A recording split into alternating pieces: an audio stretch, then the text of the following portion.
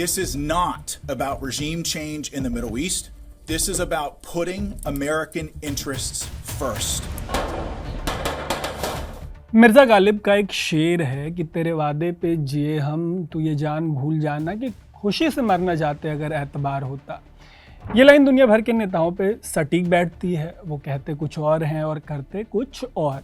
जैसे Donald Trump ने वादा किया था कि वो यूक्रेन से इजराइल तक के तमाम युद्धों पर विराम लगा देंगे, लेकिन अपनी प्रेसिडेंसी के दूसरे महीने में ही उन्होंने युद्ध बंद करवाने के बजाय जो हूती विद्रोही हैं उन पर हमले शुरू करवा दिए। ट्रंप के सेकेंड टर्म में ये अमेरिका का किसी और देश के ऊपर पहला हमला है। दूसरी तरफ इजराइल और हमास के बीच करीब 2 महीने तक रहे सीज़ फायर की सेवा समाप्त हो गई है। सीज़ फायर को बाय बाय करने के बाद इजराइल ने गाज़ा पर जो हमले किए उसमें कम से कम 200 लोगों के मारे जाने की जानकारी सामने आई है।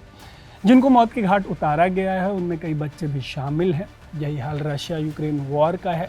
ट्रंप ने भले ही ज़ेलेंस्की को धमकी देकर सीज़ फायर के लिए मना लिया हो, लेकिन पुतिन ने सीज़ फायर की जो शर्तें रखी हैं उन्हें माने जाने के बाद दुनिया का जो नक्शा है वो बदलना शुरू हो जाएगा।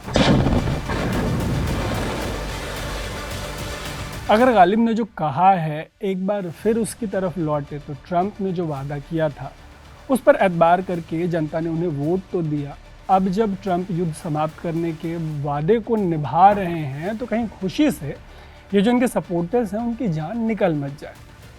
खैर, अपने दूसरे कार्यकाल के दूसरे महीने में ट्रंप ने अमेरिका के पहले के राष्ट्रपतियों की तरह और देशों पर बम गिराना स्टार्ट कर दिया है। ये है सबसे बड़ी इन्फॉर्मेशन। बमबारी वेस्ट एशिया के एक बेहद गरीब देश यमन पर की जा रही है। ऐसी बमबारी को लेकर अमेरिका का कहना है कि वो यमन पर ये बम इसलिए बरसा रहा है ताकि फ्यूचर में यमन से हूती कोई हमला करना चाहे अमेरिका पर, उसके एसेट्स पर, तो उसको रोका जा सके। अमेरिकी हमले के निशाने पर वो हूती हैं जिन्होंने लाल सागर से गुजरने वाले इजरायली जहाज़ों को निशाना बनाया है लगातार। उन्होंने इजरायली जहाज़ों पर यह हमला 7 अक्टूबर 2023 के बाद शुरू किया। यही वो दिन था जब हमास ने इजराइल पर आतंकी हमला किया था। अमेरिका का कहना है कि इसके निशाने पर वो मिसाइल लॉन्चर्स हैं जिसका इस्तेमाल हूती विद्रोही करते आए हैं। अमेरिका के मुताबिक ये मिसाइल लॉन्चर्स यमन की राजधानी साना में स्थित हैं। इसके अलावा अमेरिका यमन के उन पहाड़ी इलाकों को भी निशाना बना रहा है जहां हूती विद्रोहियों के मिसाइल लॉन्चर्स लगे होने की पॉसिबिलिटी।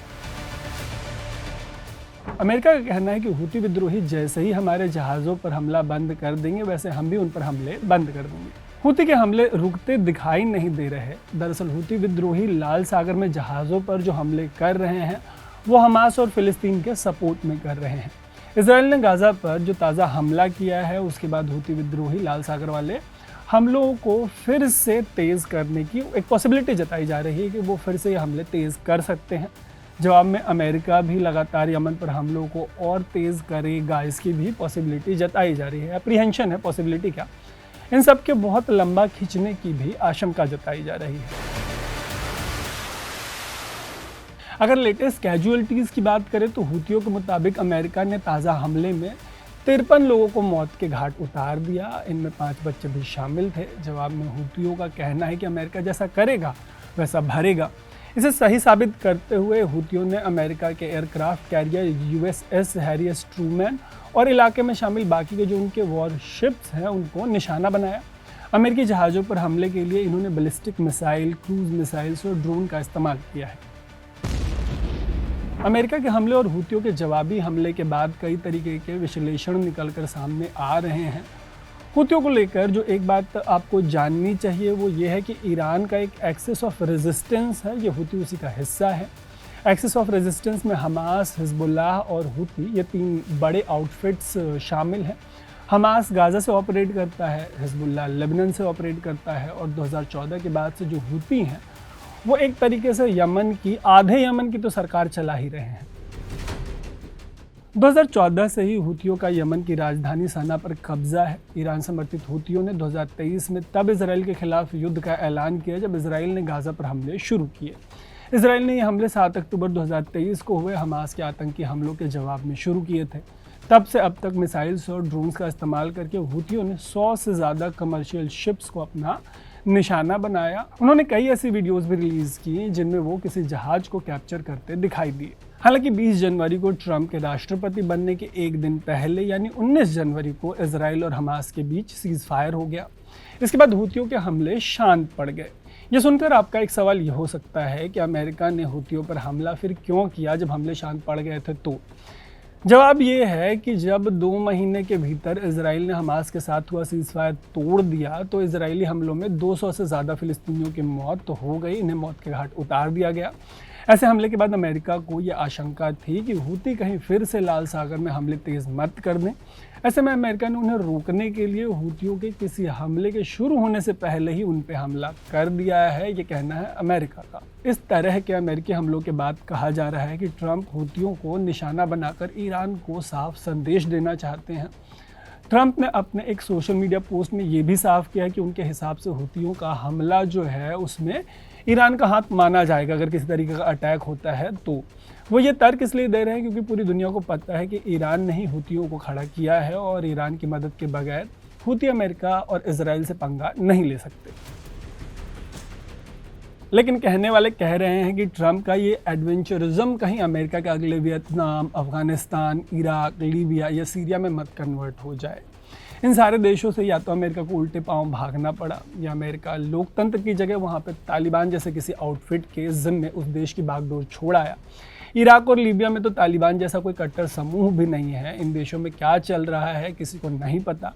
जबकि सीरिया में असद की तानाशाही ख़त्म करने जो अमेरिका उतरा था, असद को तो वहाँ से निकाल दिया गया, लेकिन इसी सीरिया में जिस आईएस के ख़िलाफ़ अमेरिका इतने लंबे समय तक लड़ता रहा, उसके एक पूर्व आतंकी के हाथ में अभी सीरिया की सत्ता चली गई है।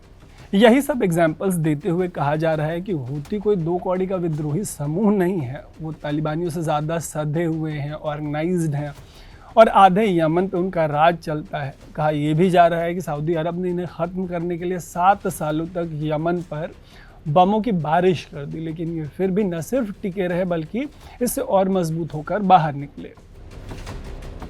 सऊदी अरब के अलावा बाइडेन के रहते अमेरिका ने इन्हें तोड़ने के लिए दर्जनों हमले किए, लेकिन ये टिके रहे। मतलब इतना टिके रहे कि इनके मिसाइल हमलों की जो बारिश है वो लगातार जारी रही। इन्हीं तथ्यों का हवाला देते हुए कहा जा रहा है कि ट्रंप वही गलती दोहरा रहे हैं जिसकी वजह से अमेरिका अक्सर मुंह की खाता आया है।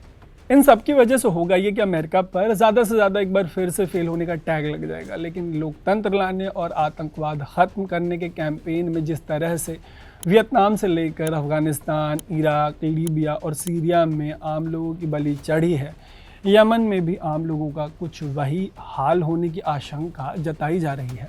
ऐसे में एक सलाह ये दी जा रही है कि जैसे अफ़गानिस्तान में 20 साल तक अमेरिकी मौजूदगी और हमलों के बाद जिस तरह से अंत में तालिबान को बातचीत के टेबल पर लाया गया, उनके ज़िम्मे देश को सौंप दिया गया, वैसे ही यमन में हूतियों को भी बातचीत के टेबल पर लाया जाए। तो ये तो रही यमन पर हुए अमेरिकी हमले के फैक्ट और मीडिया रिपोर्ट्स और डेटा पर बेस्ड एक स्विच की डिटेल्ड स्टोरी। इस पूरे मामले पर आपको जो भी लगता है वो कमेंट करके ज़रूर बताइएगा। बाकी ऐसी ही स्टोरीज़ के लिए स्विच को फेसबुक, यूट्यूब और इंस्टाग्राम पर फॉलो और सब्सक्राइब ज़रूर कर लीजिएगा। देखते रहिएगा स्विच। मेरा नाम है तरुण।